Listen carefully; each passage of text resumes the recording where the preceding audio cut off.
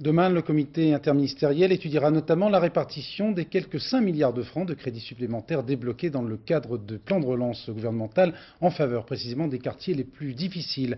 10 quartiers particulièrement en difficulté vont recevoir une aide substantielle sous forme de grands projets urbains. Par exemple, le grand ensemble Clichy-Montfermeil à 20 km de Paris. Reportage Jean Pézieux, Philippe Deslandes.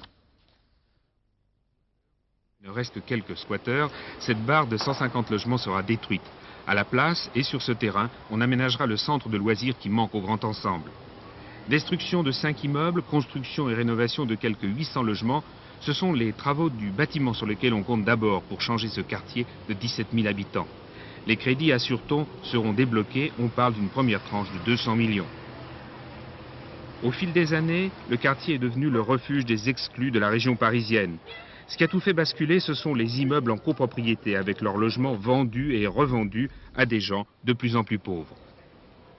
Eh bien, au Bosquet, maintenant, c'est 95% de familles étrangères, 95% ou plus de familles étrangères ou nées de l'immigration qui se sont installées au Bosquet. Phénomène de ghetto, phénomène d'apartheid.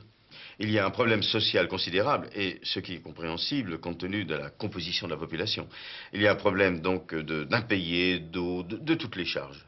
Une société d'économie mixte devra régulariser les arriérés. Elle achètera plusieurs centaines de logements pour les rénover, à l'exemple de petits immeubles comme celui-ci en cours d'amélioration.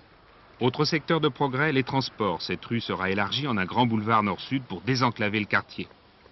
3 millions de francs ont été versés par le gouvernement pour rénover les écoles. Un lycée ouvre en septembre. De quoi rattraper le retard en équipement scolaire. Mais pour les autres services publics, ça va moins bien.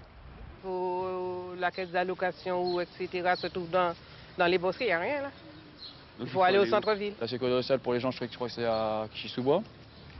C'est au pied de cette tour, dans un ensemble baptisé Maison des citoyens, que seront implantés les services publics qui font défaut. Postes annexes, ANPE, allocations familiales, police, etc.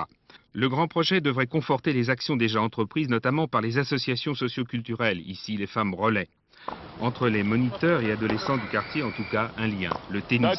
Une manière de ne pas compter que sur les autres pour retrouver l'espoir.